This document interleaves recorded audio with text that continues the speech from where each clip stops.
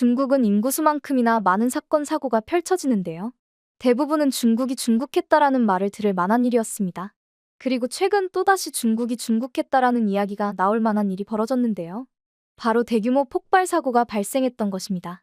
그동안 중국 내에서는 폭발 사고가 꽤 있었는데요. 하지만 대부분 신경 쓰지 않았습니다. 일상에서 흔히 일어나는 사고라고도 생각하는 경향이 있기 때문인데요. 뉴스를 봐도 알 수 있지만 어린아이들의 장난에서 폭발 사고가 시작되는 것을 자주 접할 수 있죠. 중국에서는 명절 때마다 폭죽을 가지고 놀 정도로 폭죽놀이가 보편화되어 있는데요. 그래서인지 어른이 없는 곳에서도 아이들이 폭죽을 가지고 노는 경우가 허다합니다. 그렇다 보니 큰 화재 혹은 폭발 사고에서 어린아이들의 폭죽놀이가 시발점이 된 경우가 굉장히 많은 것인데요.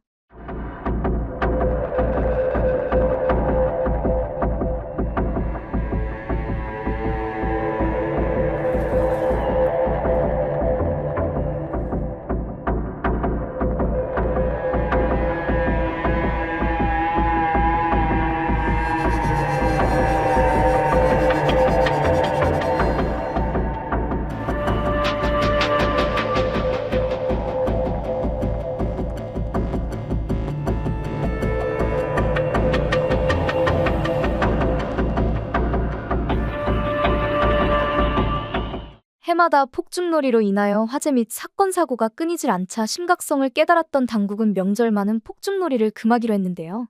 하지만 이는 어디까지나 임시방편에 불과했습니다. 아이들에게 폭죽을 쥐어주면서도 그 위험성에 대해서는 전혀 알려주지 않으니 사고가 끊이질 않았던 것인데요. 특히 중국 아이들은 하수구에 폭죽을 넣는 경우가 많습니다. 해당 행동은 굉장히 위험한 행동 중 하나인데요. 하수구에는 메탄가스가 가득 차 있기 때문에 폭죽의 불꽃을 만나게 되면 어마무시한 파급력을 가지게 됩니다. 그렇기에 해마다 이와 관련된 소식들이 들려오고 있는데요. 하지만 이렇게 폭발에 대한 위험성을 모르는 것은 아이들만 있는 것이 아닌 모양입니다. 중국의 한 화학 공장에서 생각하지도 못한 폭발 소식이 들려온 것인데요. 지난 27일 산둥성 가오미시의 유다오 화학회사에서 큰 폭발 사고가 발생했습니다. 해당 광경을 목격한 주민에 의하면 그 광경이 마치 핵폭탄이 떨어진 줄 알았다고 이야기할 정도였는데요. 그렇게까지 설명한 이유에는 폭발음도 존재했지만 마치 핵폭탄을 연상시키는 듯한 버섯구름 때문이었습니다. 이렇게 큰 폭발과 함께 최근 발표된 것에 따르면 5명이 사망했으며 19명의 부상, 6명이 실종된 상태라고 하는데요. 하지만 현지 언론에 따르면 해당 공장에서는 약 300명의 직원이 근무하는 곳이라서 인명피해가 더 있을 수 있다고 보고 있습니다. 이와 함께 사람들 사이에서는 해당 폭발을 은폐하려는 움직임이 보인다는 의심이 싹트고 있는데요. 폭발 당시에 중국 응급관리부에서 빠르게 상황을 발표하지 않았기 때문이었죠. 사고 당시 정확한 사상자 규모를 언급하지 않으며 화재 진압 및 부상자 치료 등에 신경을 쓰고 있다는 것만 밝혔는데요. 이와 함께 국가 종합소방구조 인력과 안전생산 전문구조 인력이 현장에 파견되었다고 덧붙였습니다. 이를 증빙이라도 하듯이 현장에서는 소방구조를 위한 차량 55대, 인력 232명이 배치되어 구조 활동에 힘을 썼는데요. 하지만 정확한 사고 경위와 부상자들의 수는 나중에서나 밝혀졌습니다.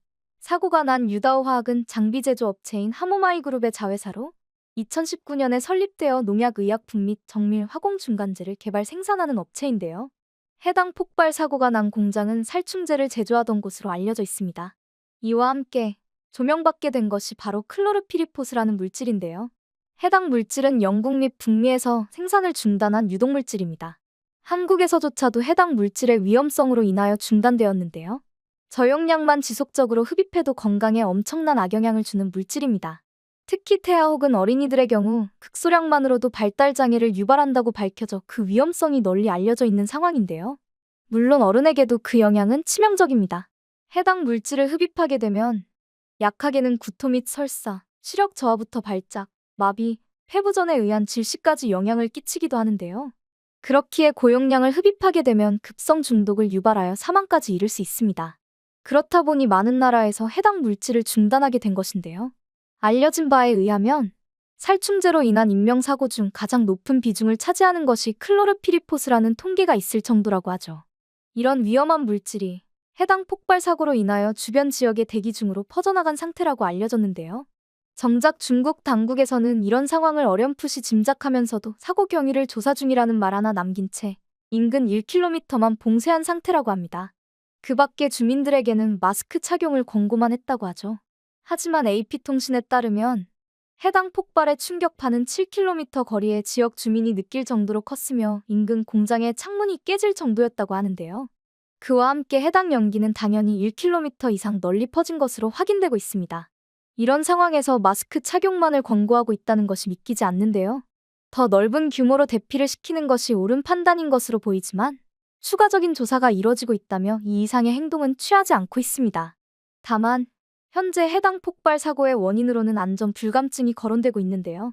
폭발이 시작된 저장 탱크 위에서 작업자 혼자 일을 하는 장면이 포착되었기에 의문이 제기되고 있습니다. 위험도가 높은 물질을 다루는 일이기에 보조자가 함께 작업을 진행하는 것이 일반적입니다. 하지만 그 어디에서도 보조자의 행방은 보이지 않았는데요.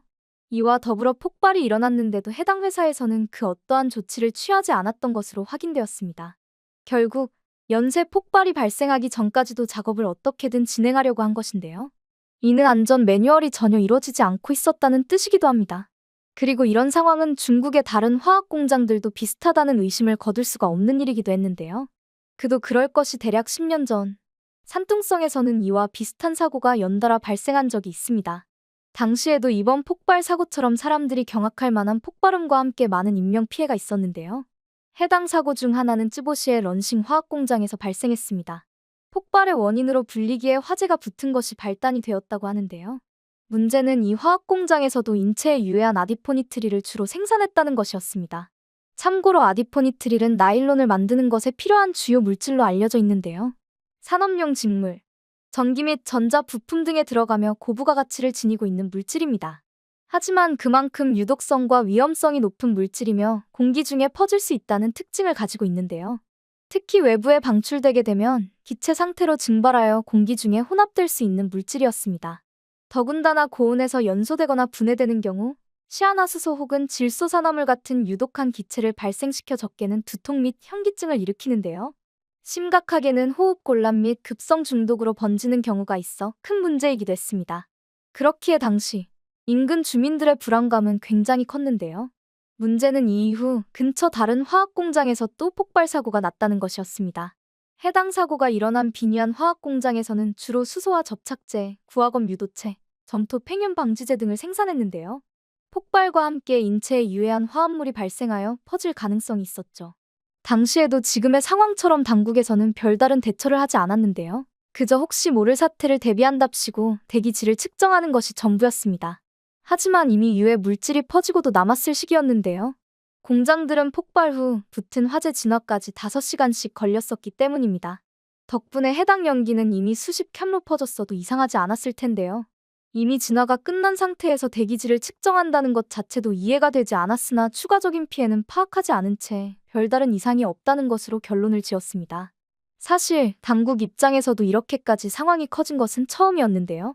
알려진 바에 의하면 화학 공장의 폭발 사고는 자주 있는 일이었기에 언론에 노출되는 경우가 그다지 없었습니다. 대부분 조용히 처리하고 끝이 나는 일들이었기 때문이죠. 하지만 당시 해당 사고들이 터지기 전에 텐진에서 대규모 폭발 사고가 일어나며 앞서 알려드린 사고들이 주목을 받게 된 것인데요.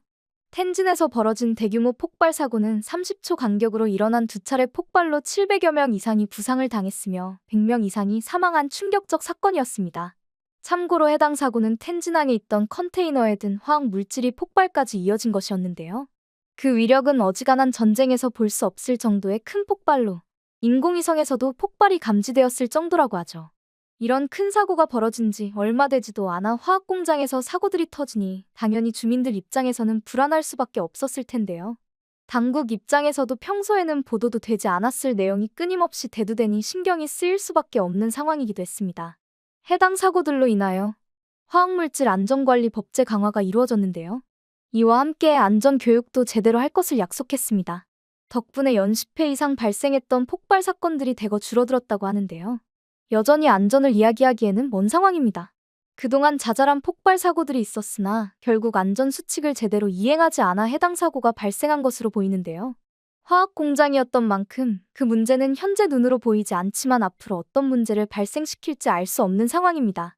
하지만 당국은 이번에도 눈을 감고 괜찮다는 이야기로 사람들을 안심시키고 덮으려고 할 듯한데요. 이런 태도들로 인하여 또다시 해당 사고들이 발생할 가능성이 높아지고 있습니다. 당국에서조차 이렇게 덮으려고만 하고 있는 상황이니 안전사고가 발생하는 것은 당연한 일로 보여지는데요. 이런 일들이 결국 도태로 빠져드는 일이라는 것을 스스로 인지하지 못하는 것으로 보입니다. 더군다나 해당 공장들이 산둥성에 있는 만큼 한국도 영향을 받을 수 있는 상황인데요. 중국에서는 다른 나라에 영향을 줄 수 있으니 제발 해당 화학품에 관한 법규를 제대로 지켰으면 하는 바람입니다.